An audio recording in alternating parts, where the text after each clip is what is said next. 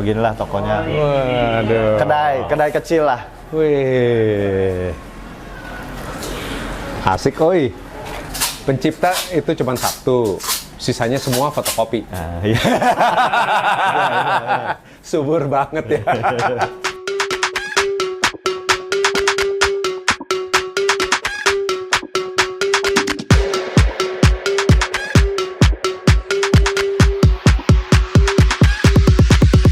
Give me that.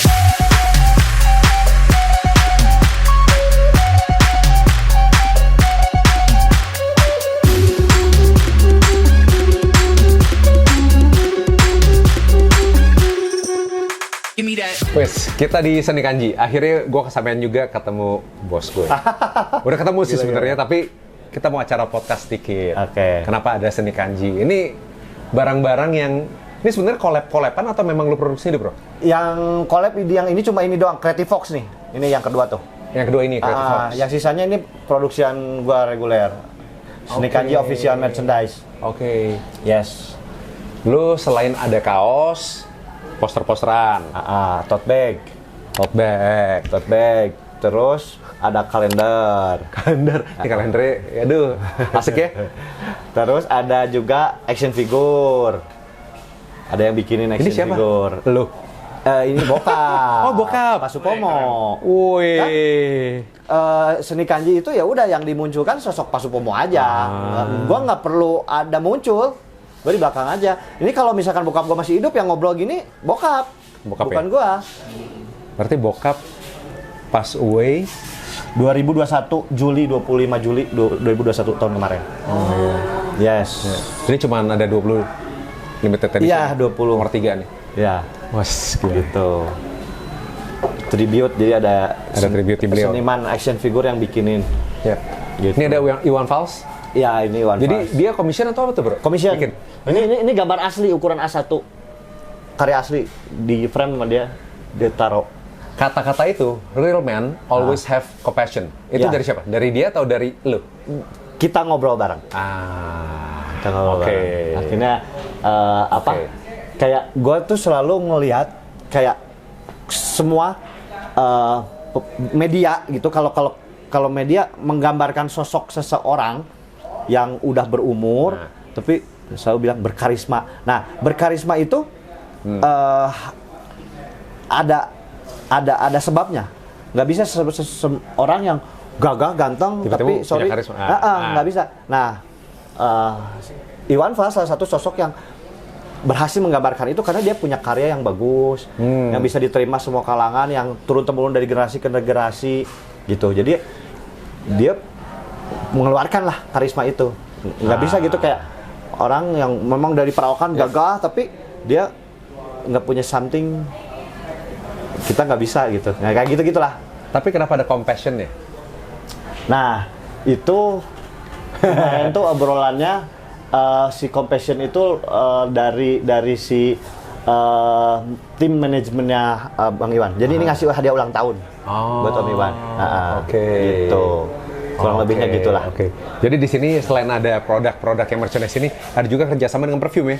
Lu kerjasama dengan? Ya, itu sama Kimia Market. Kimia Market. Jadi Kimia Market itu temen gua, dia punya store yang jualan barang-barang kimia. Jadi kalau di seluruh Indonesia ini kalau mau beli barang kimia itu tokonya konvensional, encim-encim, kongko di depan, terus di belakang botol-botol. Jadi mau beli apa dia, air raksa misalkan. Jadi kan orang tuh biasanya nulis kan kebutuhan buat barang-barang kimia, bahan-bahan kimia, pengen beli ini dia ambil terus dia bungkusin udah. Nah kalau ini dia jual tapi ada store-nya dan bisa swalayan beli.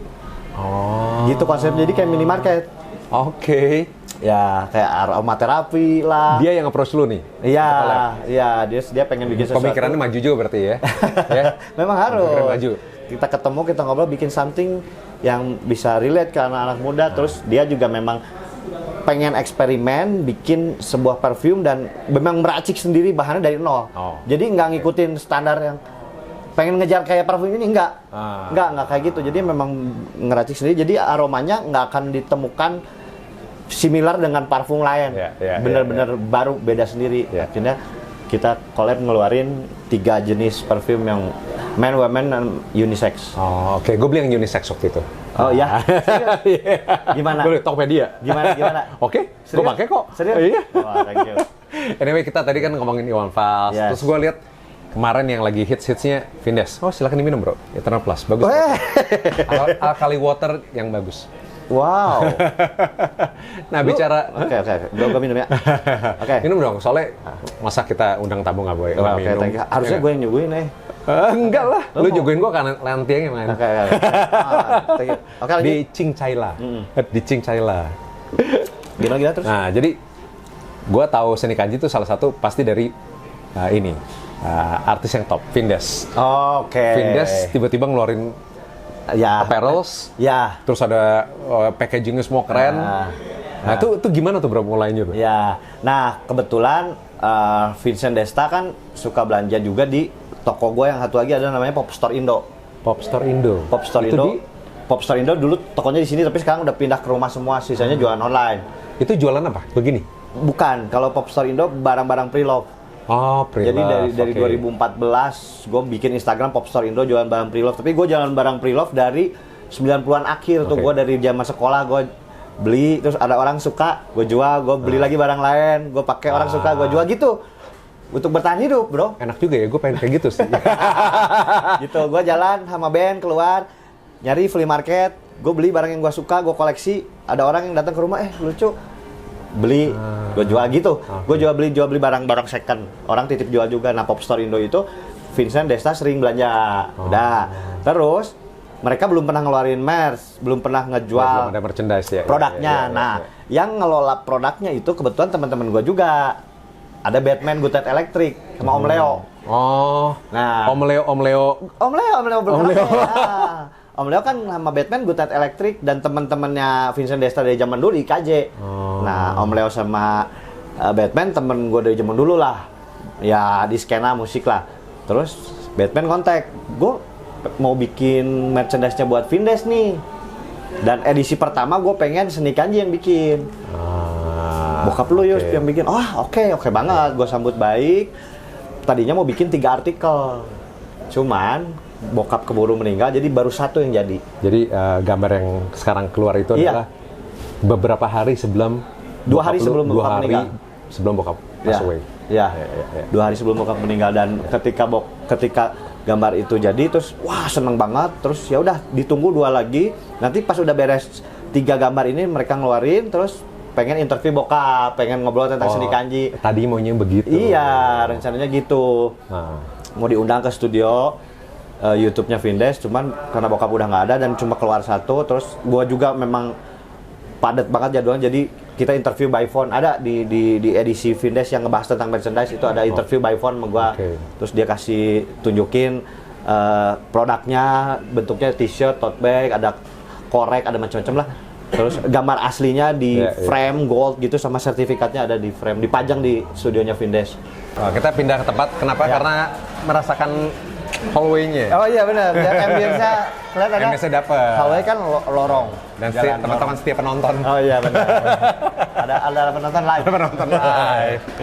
Nah, jadi yang belakang belum pada bisa masuk gimana? Ketahan katanya di depan. Emang kita limited. Oh limited ya? Limited. Oh, iya, Limited. Yang nonton cuma boleh 6 orang. Oh iya. Maksimal. Ada 2 lagi di belakang. Oke, jadi balik Jol. Ya. Seni Kanji awal mula lu tuh gimana sih? Iya. Nah tadi gua kan suka gambar. Karena dari kecil ngelihat bokap gambar. Tapi bokap bukan profesional artis seniman. Bokap itu sepanjang hidupnya kerja sama orang. Jadi buruh. Dia otodidak jadi gambar. Gambar itu otodidak. Jadi kerjanya tuh di buruh, jadi di pabrik, di dealer mobil, lamanya di dealer mobil, terus di pabrik di dealer motor, terus terakhir di di pabrik baju anak yang buat diekspor ke Afrika. Nah, bokap gue itu orang paling pesimis dan paling ansos yang pernah gue kenal di dunia ini. Nggak pernah mau bergaul sama orang. Jangankan sama tetangga, sama teman, sama keluarga sendiri aja dia menutup diri. Jadi pulang kerja tuh di kamar ngegambar. Coret-coret di kertas bekas, bro. Kertas-kertas bekas yang bekas salah ngeprint di kantor dia bawa, di baliknya yang bagian kosongnya dia ngegambar pakai bolpen, pakai spidol. Gambar aja, random aja. Gambar apapun, gambar. Nah, gue dari kecil ngelihat bokap tuh memang gitu hobinya. Gambar denger musik, kaset sama kadang baca buku, baca koran. Udah kerjaannya dia gitu, sangat monoton, sangat Itu boring. dari lu umur berapa? Dari gue bisa ngelihat, dari gue bayi, bokap gue udah begitu. Hebat juga ya, dia bayi udah tahu bokapnya begitu. Gue mungkin ngerti baru 5 tahun. Iya, Tapi di bawah bercanda ya, ngerti. Emang awalnya begitu orangnya. Orang pertama kali yang gue lihat ngegambar tuh ya bokap gue di rumah. Gitu. Nah, itu akhirnya membuat gue jadi suka juga ngegambar. Dari kecil gue gambar dari rata-rata ilustrator semua gue berani jamin dari SD, SMP, SMA, guru ngerangin di kelas, dia di belakang tuh gambar-gambar di kertas, di buku tuh nggak banyak kedengerin guru, tapi ngegambar. Rata-rata begitu, gue begitu juga. Gambar sampai SD, SMP, SMA, kuliah, dosen nerangin juga gue ngegambar. Nah, gue akhirnya memang pengen kuliah di seni rupa, tapi nggak ada biaya. Gue nggak gambar graffiti, gue gambar mural, gambar stencil art. Nah, gue menemukan rasa nggak pede ketika teman-teman gue yang kuliah seni rupa ITB gambar ilustrasi jago-jago, realis, bagus-bagus. Gue ngerasa gue nggak nyampe ke sana skillnya. Gue cuma bisa typography gitu. Cuman dari itu aja gue dapat orderan orang bikinin gambar. Dari typo nih atau dari gambar? Dari typography. Gue ngolah huruf, bikin stylenya graffiti aja kayak stylenya Brooklyn style gitu. Gue di situ. Udah, tapi gue dari dulu berkeinginan pengen gambar gue tuh ada punya message yang bisa nyampe ke orang. Sama halnya kita bikin sajak, puisi, bikin lirik lagu, itu kan ada message. Nah, gue gimana pengen misalnya dengan gambar ini gue pengen ada nyampein sebuah pesan ke orang yang ngeliat. Nah, gue suka juga bikin quotes, bikin jargon, bikin copywriting yang akhirnya gue bantuin juga beberapa brand kecil lah buat bikin copywriting. Nah, akhirnya gue pengen nih dengan gue ya skill seadanya ngegambar ini pengen bikin itu, tapi gue nggak bisa. Nah, akhirnya tercetuslah sebuah ide, kenapa gue nggak minjem tangannya bokap buat ngegambarin apa yang ada di isi kepala gue. Gitu. Kebetulan gue memang setelah lulus kuliah itu gue udah nggak banyak ngegambar karena gue ngurusin artis manajemen. Gue akhirnya berkarir di dunia showbiz lah, event, gue manajerin talent dari band, soloist, musician, electronic project, macam-macam lah. Gue manajerin orang lah, manajerin talent. Nah, terus kenapa gue nggak expose nih karya bokap gue? Gue bikin sebuah format baru, kolaborasi antara gue dan bokap, buat tuangkan ide-ide gue, suruh bokap ngegambarin. Kebetulan saat itu bokap gue lagi belajar ngulik kanji Mandarin, dia kursus kaligrafi. Di keluarga gue nggak ada yang bisa bahasa Mandarin, nggak ada yang bisa. Nah, bokap gue serius, gue nggak bisa, bokap bisa, nyokap bisa. Tapi kan itu given kan, turun temurun kan dari kakek. Gue nggak, keluarga besar nggak ada. Jadi bahkan kita tuh Chinese yang udah campur-campuran, bahkan ngelayan Imlek juga enggak. Nah, gitu. Nah, bokap gue tahun 2005 pas zaman gue kuliah, tiba-tiba bosnya dia di kantor berteman sama guru bahasa Mandarin. Dia lagi residensi di Indonesia, ngajar dari Taiwan. Nah, si bosnya kursus gitu ke si Lause itu, bokap gua ikutan belajar. Dan bokap gua visioner juga, walaupun bokap gua pendidikannya cuma kelas sampai 2 SMP ya. Tapi bokap gua tuh cerdas dan dia visioner. Dia bilang ke gua, "Yus, belajarlah bahasa Mandarin, nanti bakal kepake tuh." Itu tahun 2005. Bakal kepake di dunia itu, bakal kepake setelah bahasa Inggris. Nanti ada perdagangan bebas, barang-barang Chinese dari Cina menginvasi seluruh dunia. Kita perlu belajar bahasa Mandarin katanya gitu. Gua nggak tertarik. Gua lebih tertarik, gua benerin bahasa Inggris aja dulu lah, nggak usah jauh-jauh bahasa Mandarin. Ya udah papa, kalau mau kursus aja. Kursus lah 6 bulan. 6 bulan tuh sampai si gurunya ini balik lagi ke Taiwan. Nah, bokap gua ngoret-ngoret gambar aja, ambil belajar dari kamus gitu. Padahal tuh nggak gampang loh, kalau kita udah dewasa susah. It's not easy to learn Mandarin loh. Apalagi nulis ya, gampang. Nah, bokap gua pas gua lihat huruf tulisan Mandarinnya, goresannya kok kayaknya otentik juga, jadul banget. Jadul banget. Dan gua lihat dia ngegambar manusia, itu kan vintage banget kan. Kalau kita lihat di poster-poster itu gambar manusianya tuh kan rambutnya tuh potongan rambut tahun 80-70-an. Cewek juga yang gitu rambutnya kan. dengan outfitnya begitu ya udah cita rasa bokap memang begitu. Nah. Ketika di-combine dengan huruf kanji dengan quotes-quotes gua yang memang nyeleneh, Dapat tuh. dapat banget tuh di satu package, satu produk, satu entitas baru jadinya. Wah, keren nih. Nah, teman-teman gua yang ilustrator, teman-teman terdekat gua ngerespon. Wah, keren bokap lu gambarnya. Udah, nah gua nggak kasih tahu ke orang kalau teksnya gue yang bikin, art direction gue bikin, udah biar Pasuk Pomo aja yang muncul. Jadi dulu managing talent, sekarang managing bokap nih. Mengeksploitasi bokap. Gitu. Okay. Akhirnya bokap ada yang mengapresiasi tuh di umurnya 64 itu. Which is good actually. It's a smart move. Iya. Karena seorang yang kayak dianggap legend jadinya nih. Wah, nih tiba-tiba ada senior yang muncul bisa bikin begini. Iya, akhirnya gitu kan.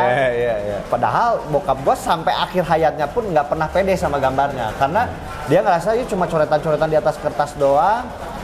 Sedangkan seniman-seniman hebat buat dia tuh kelasnya Basuki Abdullah, yang di kanvas gitu. Jaihan lah yang memang punya nama besar. Berarti dia bener-bener gambar itu dengan pensil? Pakai arsirannya, sketsanya pensil, terus pakai spidol dan drawing pen. Dia that's it ya? Udah. Dia punya gaya begitu ya? Udah, nggak pakai kuas. Iya. Gitu. Dan bukan di kanvas, Ya. di kertas. Nah setelah gue bikin Instagram Seni Kanji, akhirnya teman-teman Itu tahun? tahu. Itu gue bikin Instagram Seni Kanji itu 2017. Tapi yang ngerespon paling cuma 1, 2 itu dari berapa bulan tuh 1 gitu-gitulah. Nggak berkembang. Mulai berkembangnya itu setelah gue tweet tahun 2019 bulan September. Saat itu gue tuh kasihan banget lagi musim hujan, deras tiap hari hujan, Bandung hujan. Bokap gue ke kantor, ke pabrik naik motor bro, motor butut itu juga motor gue. Jadi nggak dikasih, bahkan inventaris motor aja dari bosnya nggak dikasih. Jadi dia pakai kerja tuh nggak ada pilihan lain. Kerja pergi pagi, pulang malam tiap hari hujan-hujanan di pabrik. Jualan ngekspor barang ini baju-baju anak ke Afrika. Dia kerjanya tuh nge-QC, nurunin karung dari atas. Udah umur 64. Gua kan 64 tahun. 64 tahun gue pikir, "Pah, udah saatnya papa tuh udahlah usaha aja yang santai di rumah." Gue bantuin, tapi nggak pernah mau. Dari dulu tuh dia tuh trauma lah dari zaman mudanya, ditipu orang lah, terus karena dia nggak bisa ngobrol basa-basi sama orang, jadi dia berpikir kalau gue bisnis tuh udah nggak akan bisa lah. Karena orang bisnis tuh harus menutup diri dulu nih. Menutup diri, dia udah kalah sebelum bertarung kayak gitu. Dan gue sifat bokap yang kayak begitu yang bikin gue tuh sama bokap dari dulu nggak pernah mau komunikasi dari kecil. Karena dia jarang ngomong atau apa? Karena ketika ngomong pun nggak nyambung bro. Oke. Itu dari kecil? Dari kecil gue bahkan dari gue SD SMP gue makanya banyak kabur-kaburan main di rumah, bandel di luar karena di rumah gue nggak betah. Banyak ributnya lah gue sama bokap. Bahkan gue ada di fase sampai gue malu mengakuin Pasuk Pomo tuh bokap gue malu. Sampai karena teman-teman gue yang bokapnya tuh wah bisa membanggakan bokapnya tuh. Wah bokap gue tuh gini berprestasi, punya jabatan, punya sesuatu yang bisa dibanggain lah. Bokap gue nggak punya apa-apa gitu. Nah gue tuh sampai di fase SMP kuliah tuh malu lah mengakui bokap. Triggernya adalah setelah gue punya anak, gue jadi merhatiin bokap. Gue jadi bokap nih. Wah segini sayangnya gue ke anak tuh. Bokap gue tuh sayangnya tuh ke gue tuh kayaknya ternyata begini. Nah makanya di situ gue peduli dan merhatiin bokap. Dan gue ngeliat aduh udah umur 64 dan gue mikir mumpung gue masih ada kesempatan. Itu lu nih, umur berapa waktu lu ngerasakan itu? Bisa care ke bokap? Pas gue jadi seorang ayah umur 32. Umur 32, gue baru jadi ayah, gue merhatiin bokap. Di situ gue mulai tercetus ide, yaitu ya Seni Kanji itu bikin Instagram nggak lama, terus gue tweet, gue bikin Twitter, gue bukan bikin Twitter, maksudnya gue nge-tweet tentang bokap gue udah lansia, udah umur 64. Hobinya ngegambar, nih contoh gambarnya kayak gini. Kalau ada yang mau pesan commission silahkan bayar seikhlasnya. Di situ rame yang nge-retweet sampai 5.000 lebih yang komen, rame banget. Dan itu akhirnya impact-nya ke Instagram jadi rame. Instagram saat itu followersnya baru 120-an lah. Tiba-tiba sehari itu hitungan jam jadi tiba-tiba 3.000 gitu. Wah banyak yang pesan juga akhirnya commission. banyak yang pesen commission, termasuk brand, termasuk buat keperluan pribadi. Banyak yang orang yang pengen dibikinin sama bokap, warung bakmi, dimsum, coffee shop, pengen dibikinin. Ya udah, di situ ngegambar. Nah tapi bokap gua nggak pede dan dia berpikir itu mah teman-teman gua aja pengen hargain lu aja. Dia pikir gitu. Karena mana mungkin orang suka gambar gua. Selalu berpikiran seperti itu ya? Gitu, selalu dia pesimis. Terus dia berpikir juga, ya itu saat itu lagi rame karena gue ceritain kan kenapa bisa tiba-tiba rame, orang pada pesan kan heran. Gue ceritain nih, gue nge-tweet di Twitter nih jadi ini. Terus dia pikir ya itu karena saat ini aja lagi viral. Kalau nanti nggak ada pemasukan, jadi intinya dia nggak mau resign, dia masih pengen tetap kerja. Buat ngehidupin kehidupannya dia sama nyokap gue berdua tuh, dia pengennya penghasilan sendiri, nggak pengen ngerepotin anaknya. Gitu bokap gue. Nah, hard worker banget lah bokap gue. Tapi gue akhirnya dengan drama panjang tuh bisa akhirnya resign, walaupun gue ditahan-tahan bosnya bokap. Bokap mau gaji berapa? Jadi bokap gue tuh kepake karena jujur. Jadi bosnya sering cabut ke luar negeri. Bokap gue yang dipercaya karena bokap gue ya orangnya nggak pernah mau macem-macem gitu. Jadi kalau pabrik ditinggalin tuh ada bokap gue tuh secure si bosnya gitu. Tapi dengan gaji yang nggak layak lah. Jadi singkat cerita, dengan buka commission itu kan PSU Wish gua satu gambar itu, jadi orang ngasih kan ya PSU aja, orang bayarnya berapa, gua juga belum bisa. Dan juga masih belum bingung, bingung kali ngitungnya. Nggak nentuin harga. Jadi ya udah silakan berapa aja pantasnya. Jadi orang nih ngasih, ada yang 200.000, ada yang 300.000, satu gambar asli loh itu. Ada yang ngasih 100.000, ada yang ngasih 500.000, ada yang ngasih 1 juta, ada yang ngasih 1,5 juta satu gambar. Bokap gua saat itu gajinya di pabrik sebulan 1 juta. Serius. Umur 64 tahun 2019.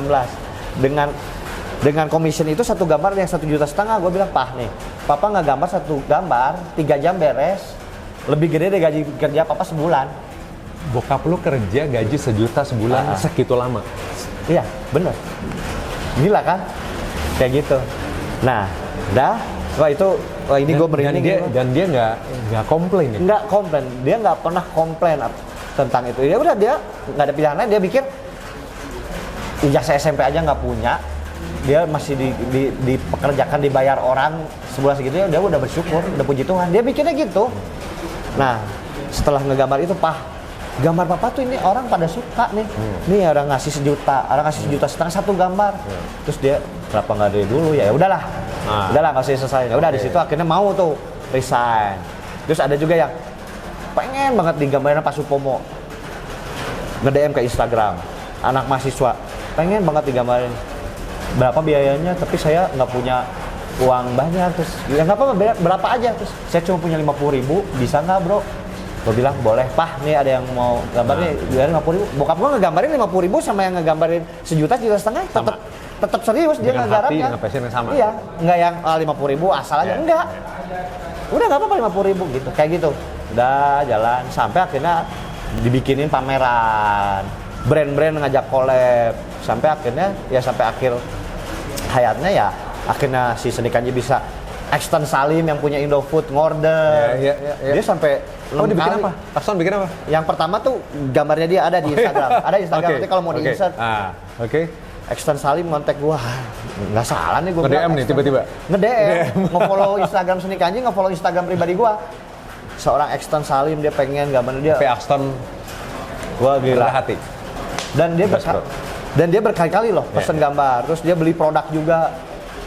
Putri Tanjung gitu, maksudnya nama besar ya, yang akhirnya ngorder ya Vindes ya, ada Lingkar Ganja Nusantara, terus brand-brand yang memang hype di anak-anak muda, Kamengski, Raw Type Riot, kalau Raw Type Riot temen gue lah, tapi banyak juga yang memang gue nggak kenal. FMB, Bakso Perjuangan. Iya banyak lah, kayak gitu. Nah brand tuh akhirnya banyak tuh, sampai sepatu Kompas, bikin buat ucapan Imlek. Di post tuh di Instagramnya sepatu Kompas, terus dia ngajakin juga collab buat. Iya, gue lihat pernah ada sepatu yang lu gambar itu Kompas ya? Oh itu Geoff Max. Oh Geoff Max. Kalau sepatu Kompas dia pengen bikin rilisan khusus Imlek, tapi keburu bokap nggak ada. Tapi terakhir obrolan sama Aji, kita jadiin katanya. Katanya buat di 2024 ya, tahun Dragon kan, Years of Dragon, tapi belum tahu lah. Oh, 2024 naga ya? Naga, 2023 kelinci. Tahun panas 2024 pemilu tahun naga. Naga. lanjut. Ya, nah akhirnya gitu. Akhirnya mulai deh kepercayaan dirinya bokap. Akhirnya mau nggak mau gue jadi komunikasi. Walaupun ya gitu, banyak nggak nyambungnya. Jalan berpikirnya bokap sama gue tuh bener-bener beda 180 derajat bro. Tapi mau nggak mau tiap hari jadi ketemu ngebahas. Gue ngebrief apa yang dimaui oleh si klien, gue ngebrief ke bokap. Karena kan semua Instagram gue yang pegang, gue yang bikin, gue yang upload, gue yang foto, gue yang scan, gue yang kirim. Semua orderan nge-WhatsApp ke gue, bokap nggak ada tahu yang order siapa, pengen gambar apa ya udah semua ke gue, numpuk di gue yang transformasikan ke bokap. Nah, kadang-kadang kalau gue pikir sekarang, kok bisa ya gitu. Akhirnya jadi dan si klien puas gitu. Karena proses penciptaan setiap satu karya itu briefnya tuh panjang bro. Banyak juga kayak bokap nggak mau ngegambar orderan dari LGN contohnya. Listrik gas negara ya. Kenapa? LGN listrik gas negara kan? Oke, ya biar Lingkar Ganja Nusantara. Oh, Lingkar Ganja Nusantara. Ya, Lingkar Ganja Nusantara. Bokap nggak mau ngegambarin tadinya. Oh, nggak mau apaan ganja ini ntar melanggar hukum malah ditangkap. Gue bilang, Pak ini dia buat kebutuhan penelitian, buat kebutuhan pengobatan, bukan buat disalahgunakan. Akhirnya ya prosesnya panjang berhari-hari bro itu. Akhirnya bokap mau ngegambarin.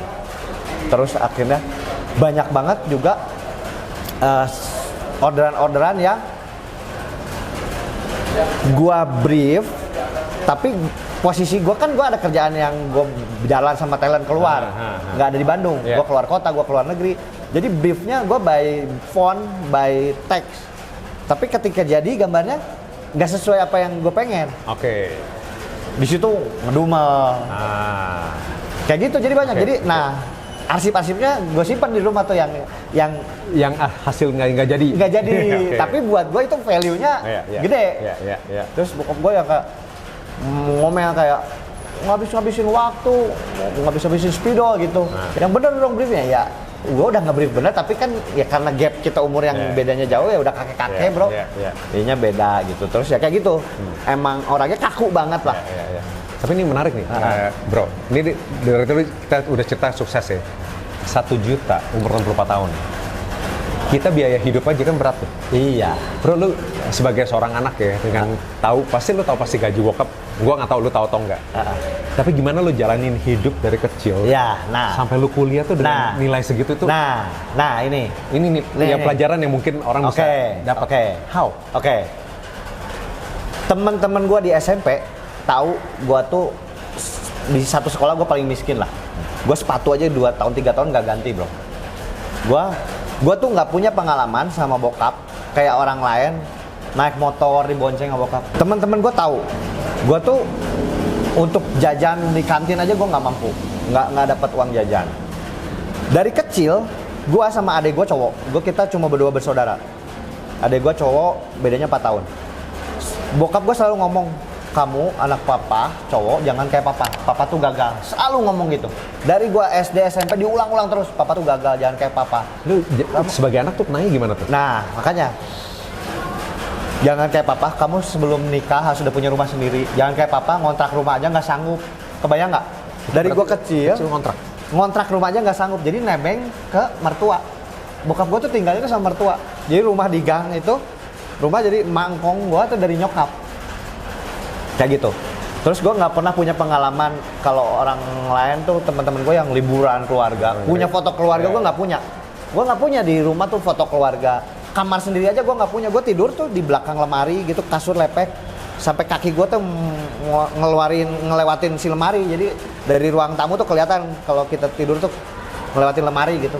Sampai kayak gitu di gang gitu. Terus pengalaman naik motor dibonceng bokap, gue nggak punya pengalaman itu karena nggak pernah punya motor. Kemana-mana kita waktu kecil tuh pergi tuh naik bus, damri, kendaraan umum. Jadi gajinya bokap itu bahkan untuk uang sekolah tuh kurang. Jadi tapi nggak mau minjem ke saudara. Jadi dia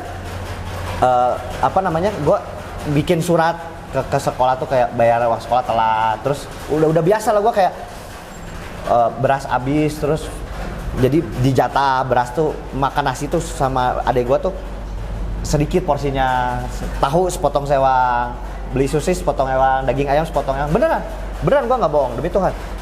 Telur sepotong ewang, jadi jatah gitu. Jadi kita hidup di keluarga yang di bawah garis kemiskinan lah. Nah tapi gue di sekolah SMP yang cukup lumayan oke lah, dengan teman-teman gue yang background keluarganya jauh di atas gue gitu. Nah gue awalnya minder, tapi pas gue udah kelas 2 kelas 3 ngapain gue minder, toh itu karya orang tuanya. Di situ gue kayak punya semangat, gue juga bisa suatu hari kayak mereka. Gue di situ memang udah jadi terlatih mandiri dari kecil. Gue nggak bisa ngandelin apapun dari orang tua. Dan bokap gue selalu bilang gitu tadi, sebelum nikah harus punya rumah sendiri. Terus jangan kayak papa gagal. Terus ketika papa mati, papa nggak bisa ninggalin warisan apapun. Selalu ngomong gitu ke gue sama adek gue. Dan bener, bokap gue meninggal itu nggak ada yang namanya aset, barang berharga yang bisa juga nggak ada. Tapi peninggalan gambar ini buat gue jauh lebih besar dari itu semua. Ini gue merinding loh. Dan itu jauh lebih besar dari teman-teman gue yang bokapnya ninggalin perusahaan gitu. Buat gue ini everlast yang sampai kapan gue bisa wariskan bahkan ke anak cucu gue. Gambarnya pas peninggalan Pak Supomo ini. Tapi benar yang namanya aset, barang berharga, jam tangan berharga juga nggak ada bro. Bahkan jam tangan aja gue yang kasih. Motor aja itu motor atas nama gue.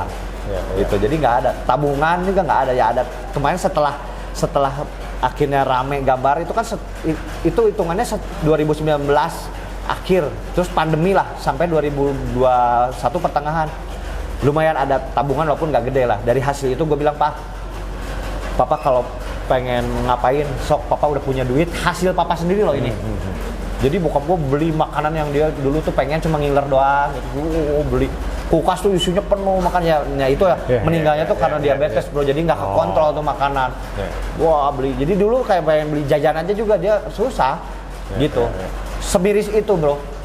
Nah di situ gue yang aduh ternyata gila ya perjuangan. Tapi itu yang ngebentuk kepribadian gue sampai saat ini. Dan gue tadi pertanyaannya kenapa gue bisa kuliah. Itu kuliah gue dibantu sama sepupu gue, anaknya AI di Jakarta. Dia, Yus lu mesti kuliah nih. Akhirnya gue keterima SPMB, masuk Unpad tuh bayarnya cuma 3 juta. Dan itu 3 juta tuh bokap gue nggak ada, jadi kasih pinjam. Tapi kalau pas kamu udah dapat kerja, gantiin uang cici, ya udah, gue mau. Dan untuk sehari-harinya gue nggak ada subsidi sama sekali. Gue ya itu tadi kan, gue nggak gambar, dibayar orang. Gue beli barang bekas, itu gue untuk bertahan hidup. Emang nggak ada, gue bahkan bukan zaman kuliah aja gue nggak dikasih duit sama orang tua. Dari zaman kelas 2 SMA gue udah, Papa udah nggak ada duit buat ngebiayai. Jadi cuma untuk sekolah gue sama adek gue dan makan di rumah, udah that's it. Untuk di luar lu jajan, kebutuhan sekolah, lu pikirin sendiri dah. Tapi dari setiap kali itu ada dua sisi ya. Satu orang tuh kadang-kadang bisa jadi negatif, tapi lu bisa rubah itu jadi positif. Karena gue nggak mau hidup gue kayak bokap gue. Gue udah bosen gitu ngeliat miskin tuh, gue bosen. Tapi gue bersyukurnya mindset mental orang kaya udah kebentuk karena teman-teman gue tajir dari SMP gitu. Jadi kenapa mereka bisa tajir? Kenapa bokapnya kok bisa perusahaannya banyak? Kok kenapa bisa gitu? Nah mindset itu tuh udah ketanam. Walaupun gue nggak punya apa-apa. Gitu. Tapi gue nggak minder gitu nongkrong sama mereka yang walaupun mereka udah tahu kondisi gue nggak punya bro. Tapi gue setidaknya gue nggak mau nyusahin mereka juga. Gue nabung. Ketika gue dikasih duit, gue dapat duit, gue nabung. Jadi sampai sekarang pun hidup gue, pola gue belanja atau apapun, gue nggak ya gue tetap cermat menggunakan duit gitu. Just be you ya, karena dari pengalaman yang lo hadapin. Yes gitu. Dan itu ya akhirnya setelah ada Seni Kanji ini jadi suatu medium yang mengubah hubungan gue sama bokap. Gue jadi intens di ketemu bokap, gue jadi care, gue jadi bangga jadi anaknya Pak Supomo. Tiba-tiba gue di luar, Mas Julius turut berduka cita ya buat papa. Sampai kemarin di HITC pun orang pakai kaos Seni Kanji, Mas Julius nyamperin gue. Walah, gue lihat mereka notice ke gue. Gue yang merinding sekarang. Gila gue terus berduka cita ya, padahal udah meninggalnya udah mau 2 tahun gitu. Terus berduka cita ya Pak Supomo kayak gitu. Wah, nggak pernah kebayang di hidup gua, bro. Kalau bokap gua meninggalnya 2019 Agustus gitu ya, sebelum yang viral Twitter itu, mungkin bokap gua dikenang ya udah sebagai pegawai pabrik aja. Bokap Julius meninggal udah that's it. Sedangkan ini pas bokap gua meninggal, USS Fit ngepost, Hypebeast ngepost, gila. Yang kayak seniman besar telah berpulang. Gue bilang gila penghargaannya sampai segini gitu kan. Padahal boro-boro bokap gua mikirin itu. Bokap orang nggak tahu nih ya. Ini pertama kali orang tahu nih kali ya. 1 juta. Ya yang gua cerita sedetail ini kayaknya ini sih barulah. Oh my god. Gue sih nggak bisa bayangin sih. Sampai sekarang kalau kita hitung kali, Win, kita nggak bisa hidup kali 1 juta. Ini kalau yang nonton nih teman-teman gua SMP, dia tahu banget lah gua dulu miskinnya kayak apa, boro-boro. Gue pertama kali gue keluar naik pesawat itu sama band gawe, bukan sama keluarga. Pertama kali naik pesawat gue ke Samarinda sama Moka. Pekerjaan. Sama Moka, band Moka, gue jadi kru. Jadi gue nggak ada pengalaman liburan bareng keluarga. Bahkan foto keluarga di rumahnya gue nggak punya, bro. Ditegaskan sekali lagi 1 juta itu berarti 33.000 sehari. Iya, itu tahun 2019. Gitu. Dan itu tuh kotor. Itu tuh kotor loh. 33.000 sehari. Nggak ada uang makan. Nanti dari situ semua bensin itu inventaris motor aja nggak ditanggung. Pakai motor Supra Fit motor gua. Itu tuh motor pertama gua. Tapi yang gue pelajari di sini ya, gue salut dengan walaupun bokap lu insecure, dia bersyukur dengan apa yang dia dapatin. Yes. Walaupun dia begitu. Yes, itu gue belajar banget. Di sisi negatif apa yang bokap lu ya terdampak buat keluarga, tapi dia bersyukur atas itu. Iya, itu. Tetap setia sama pekerjaannya, iya. apapun. Dan loyal. Dan akhirnya ada seni kanji, di mana dia tidak bisa meninggalkan aset berharga seperti tanah atau apa, tapi dia bisa meninggalkan sebuah nama.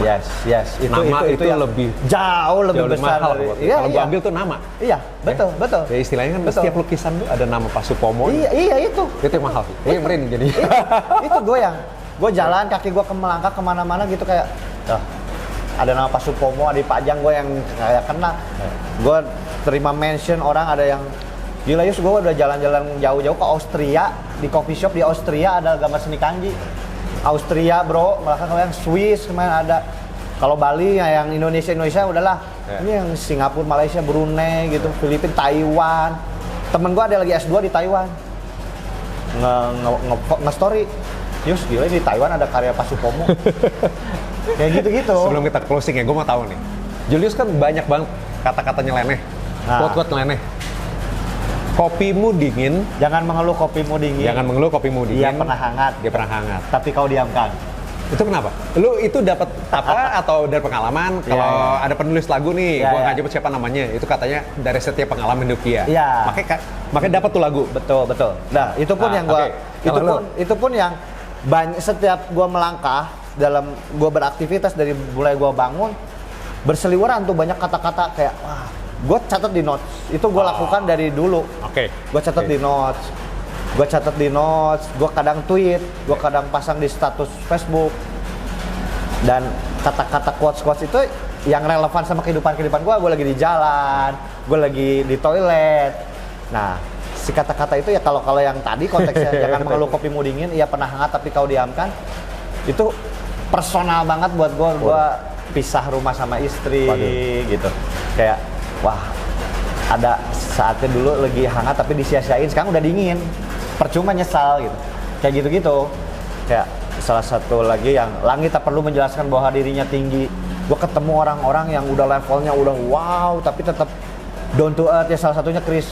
Waduh, saya enggak. Serius, gue banyak belajar dari Chris. Chris di level lu gitu masih mau datang ke pasar, datengin gue yang gue siapalah gue. Karena gue depan pasar. Gue bukan siapa-siapa, gue banyak belajar. Chris, thank you Chris. Kayak gitu. Gue banyak ketemu orang-orang kayak gue kenal dengan seorang Pak Martin Hartono gitu yang wow. Levelnya udah beyond banget tapi dia tetap down to earth. Ya itu kayak the real Sultan, dia nggak perlu effort buat nunjukin gua Sultan. Makanya keluarlah quotes itu, langit tak perlu menjelaskan bahwa dirinya tinggi. Terus juga kayak ada sistem yang paling baik adalah sound system.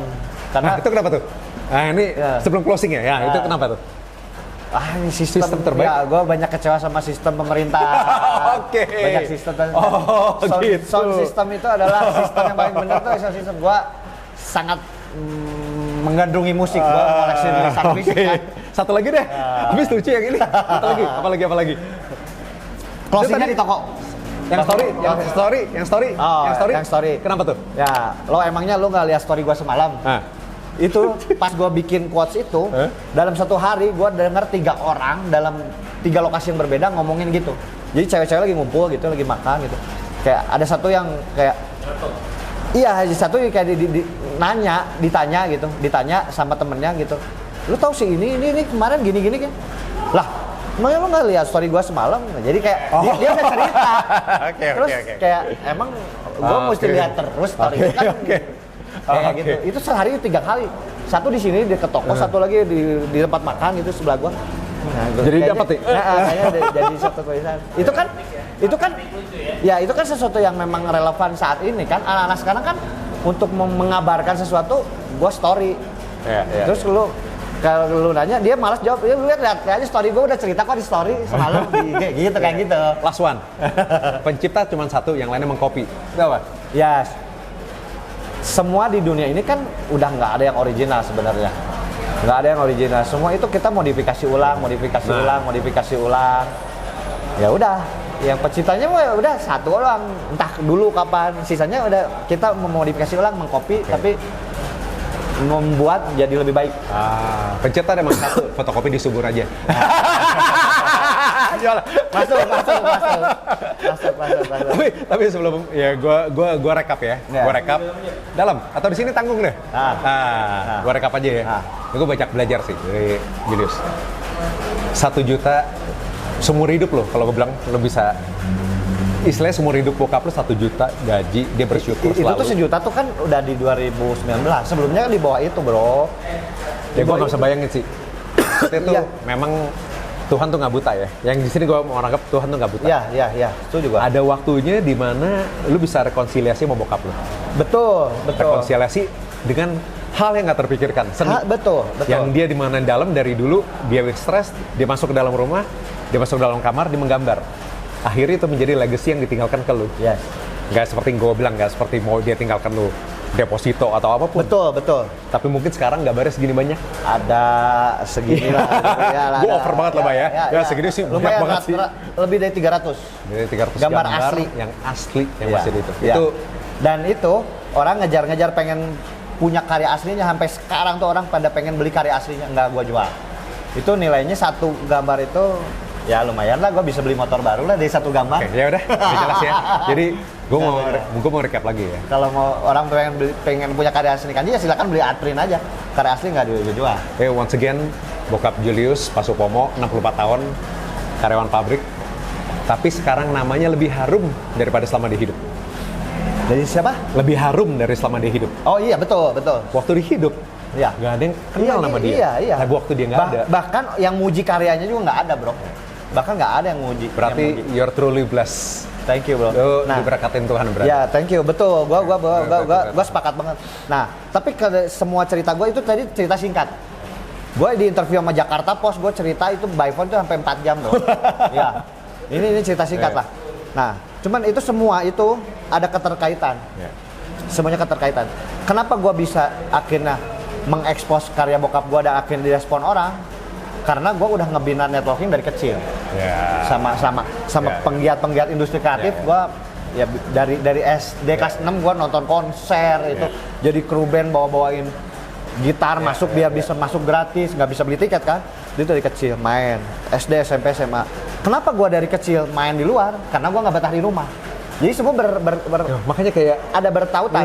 Nah, kalau gue dilahirkan di keluarga yang berada, gue mungkin kayak Chinese pada umumnya yang banyak main di rumah. Mungkin gue nggak banyak bergaul di lingkungan. Mungkin gue nggak manajerin band. Mungkin gue gawenya nggak tahu entah jadi apa gitu. Dan gue mungkin juga bokap gue nggak akan jadi seniman, nggak akan ada seni kanji.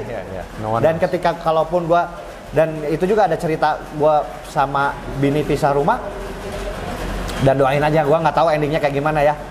kalau gua sama bini nggak pisah rumah, gua juga nggak akan terlalu mikirin bokap sampai segitunya.